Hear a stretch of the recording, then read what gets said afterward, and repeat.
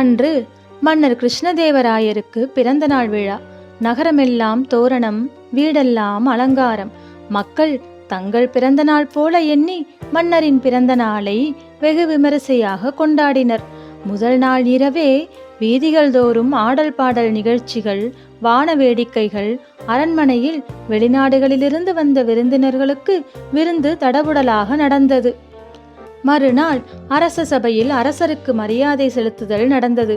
முதலில் வெளிநாடுகளிலிருந்து வந்த அரச பிரதானிகள் தங்கள் நாட்டு மன்னர்கள் அனுப்பிய பரிசுகளை மன்னருக்கு தந்தனர்.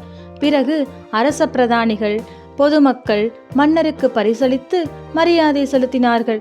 அதன் பிறகு அரசரின் நெருங்கிய நண்பர்கள் தங்கள் பரிசுகளை அளித்தனர். அப்போதுதான் பெரியதொரு பொட்டலத்துடன் தெனாலிராமன் உள்ளே நுழைந்தான். அரசர் உட்பட எல்லோரும் அவனை வியப்போடு பார்த்தனர். மற்றவர்களிடம் பரிசுகளை வாங்கி தன் அருகே வைத்த மன்னர் தெனாலிராமன் கொண்டு வந்த பரிசு பொட்டலம் மிக பெரிதாக இருந்ததால் அவையில் உள்ளவர்களும் ஆவலோடு என்ன பரிசு என்று பார்த்ததால் அந்த பொட்டலத்தை பிரிக்கும்படி தெனாலிராமனிடம் கூறினார். தெனாலிராமன் தயங்காமல் பொட்டலத்தை பிரித்தான். பிரித்து கொண்டே இருந்தான். பிரிக்க பிரிக்க தாழை மடல்கள் காலடியில் சேர்ந்தனவே தவிர பரிசு பொருள் என்னவென்று தெரியவில்லை. அதனால் அவையில் உள்ள அனைவரும் ஆவலுடன் கவனித்தனர். கடைசியில் மிகச்சிறிய பொட்டலமாக இருந்ததை பிரித்தான். அதற்குள் நன்றாக பழுத்து காய்ந்த புளியம்பழம் ஒன்று இருந்தது. அவையினர் அனைவரும் கேலியாக சிரித்தனர்.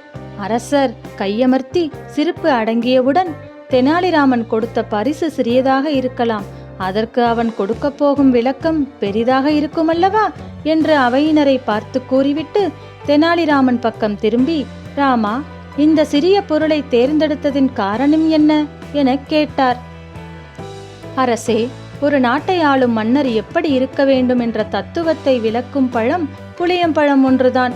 மன்னராக இருப்பவர் உலகம் என்ற புளிய மரத்தில் காய்க்கும் பழத்தை போன்றவர். அவர் பழத்தின் சுவையைப் போல இனிமையானவராக இருக்க வேண்டும்.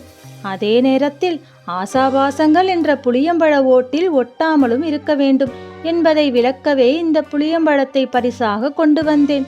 புளியம்பழமும் ஓடும் போல இருங்கள் என்றான். அவையினர் கைதட்டி ஆரவாரம் செய்தனர். மன்னர் கண்கள் பணிக்க ஆசனத்தை விட்டு எழுந்து தெனாலிராமனை தழுவி, ராமா, எனக்கு சரியான புத்தி புகட்டினாய். ஒரு பிறந்த நாள் விழாவிற்கு இத்தனை ஆடம்பரம் தேவையில்லை. பொக்கிஷ பணமும் பொதுமக்கள் பணமும் வீணாகும்படி செய்துவிட்டேன்.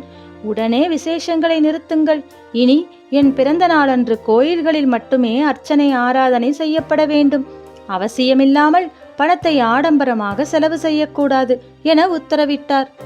தெனாலிராமனின் சாதுரியத்தையும் துணிச்சலையும் எல்லோரும் பாராட்டினர்.